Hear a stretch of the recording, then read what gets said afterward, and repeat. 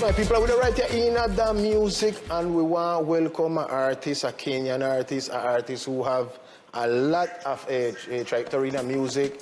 He is a music writer, he is producer, he's a singer. He have so many things to share with us, and we are very happy and very pleased to know that we are the first program he linked to get in contact with this part of the world. We want to welcome Mr. Blinky Bill to the music.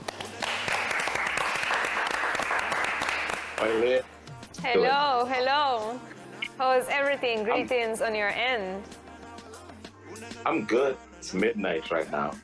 Oh, we're so sorry about that, but that's jet lag and issues and stuff that we can deal with. You will recover that sleep tomorrow later. It's so nice that we reach out and have this connection with you. It is something very important for our diaspora, since majority of the people here in these archipelago are African descendant, Afro-Caribbean people. So we big up all time African music and all the heritage that we can link back then to. Tell us a little bit about you, where you're born, how you started music, right now what you're doing, what you're up to. Yeah, I'm a Kenyan artist. I'm from Nairobi. I live in Nairobi City.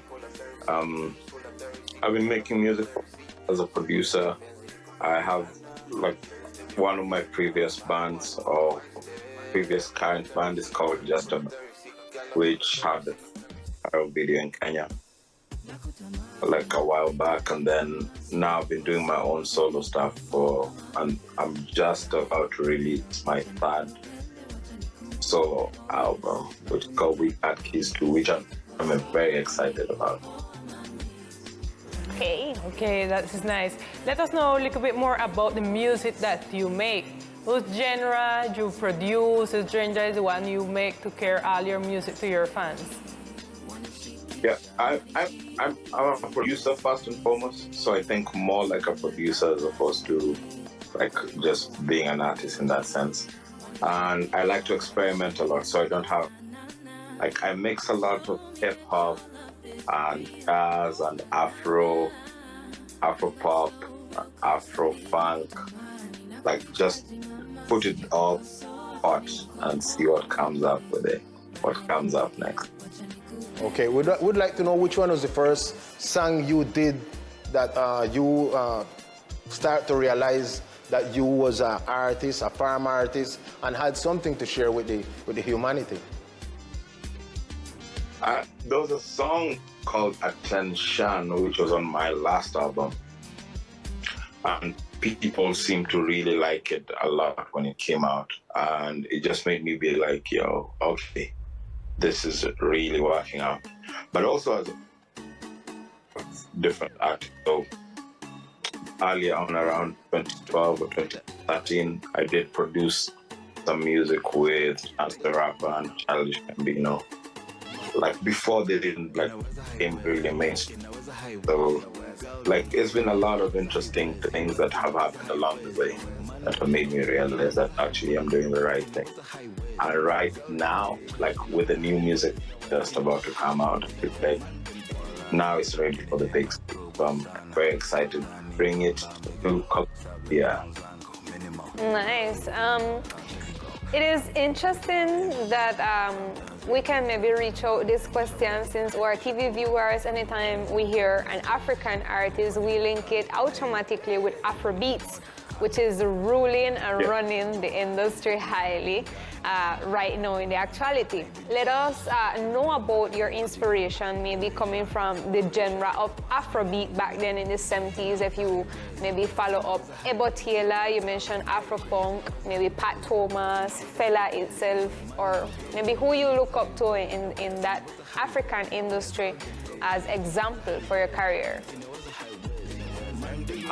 I'm like right now the artist I'm really listening to is Femi Kuti. Okay. And like for some reason I've never really listened to him properly. Then a month ago, like someone was playing an album of his called Day by Day randomly, and I listened wait, why have I never played proper Benikuti? But I also really like Burna, obviously, Wizkid, like those are staples. But also there's a lot of African musicians who don't stick the Afro pop genre. Petit Noah from Congo, Sampa, who is a friend of mine, who is from Zambia, Australia. If you watch the trailer for Black Panther, it's her song that was on there. Okay. She was on my last really well. Wow, nice. Wonderful. Which country you already had the opportunity to carry out your music, and how was the acceptance from the people that listen to your music? Just repeat that question, please. I missed a bit of it. Don't worry. Which country you already had the opportunity to carry out your music, and how was the acceptance of your music in those countries? How was that experience? I've played a lot in the US. Played at like Summer Stage, which is in Central Park. I played in around Africa. I've just come back from playing in Abidjan last week, which was my first time there. South Africa, the response has been really, really good. Ghana as well. But mostly my biggest base is in Kenya. But also I've played in like all over Europe as well. So Paris, Berlin, like a bunch of places. The only place that I haven't really done much is South America. Well, you're welcome anytime. Actually, that is exactly what I was going to touch, because we know about Calligraph through the song Bona, and we know about you through many other songs, but through Shana. And she told me that you guys are very interested in get in touch with the Latin market. So you have done anything to get in touch with the Latin market, well, apart from this program? I've just made a couple of friends in the last month. I met a drummer from Barranquilla, Colombia, over there. But I'm hoping that next year when my new album drops, I'll be able to play there. The only place I've played in South America is Brazil. So, Okay, that's nice. It's good to know that your insights or near plans for the 2023 include South America and all the diaspora. Tell us about your recent release, or what you're working on, or what you're promoting actually, and you want to share with the TV viewers. So the song, I have a video called Inaweza Haiwezi, which is Swahili, which I rap a lot, which is the most spoken language in Africa. And the song says, Inaweza Haiwezi, which could, you could loosely translate it to be like, does it make the cut or does it not make the cut? So when I say Inaweza Haiwezi, then everyone says, yeah, it makes the cut, Inaweza. And it features Calligraph Jones, who's one of the best rappers in Africa, and Manifest, who's a good friend of mine, and a super good rapper from Ghana, one of the best too. So I'm pretty good about these two giants of African hip hop down with me on this song. Nice. How is the music industry in Africa? From your perspective, how you see it work, how the market work, how the music move? We would like to know a little bit about that. It's growing, but I feel like it's more the mainstream stuff that's really out there.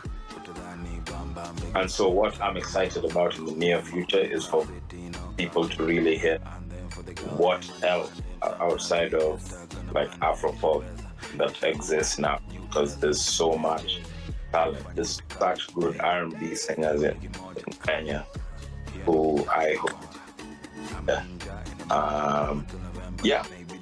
It's also many innovative musicians coming up right now. So I'm very You have done music in English as well, apart from Swahili? Yeah, I make a lot of music in English too. So I have previous in English so anyone can get into.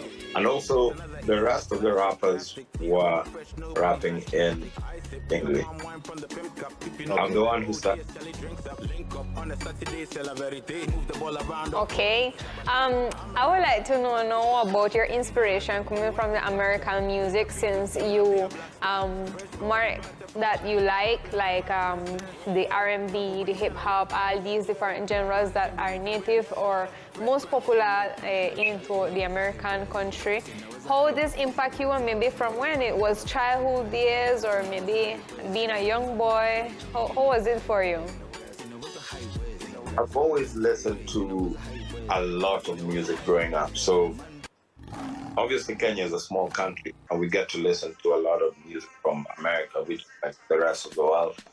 But I also got in like a lot of influence from South Africa and South African pop music, a lot of Congolese music, a lot of Nigerian hip life music, like music that's like the Fela and kinds of artists. And I think when it comes to American music, some of my biggest influences are producers. So the Pharrell Williams, Quincy Jones. Yeah, those are some of my biggest inspirations. Nice. Who would have thought that American music would inspire you, or maybe you will look up to it, being in African giant, industry of the music? It's interesting. Like, you'd be so surprised to know how much music is consumed here that's not made in Kenya. So there's a lot of music that plays on radio that, like, sometimes I even wonder if the artists themselves know that their music goes so far. And that's the beauty of music as well. It's like it gets to reach so many different parts of the world. Yes, for sure.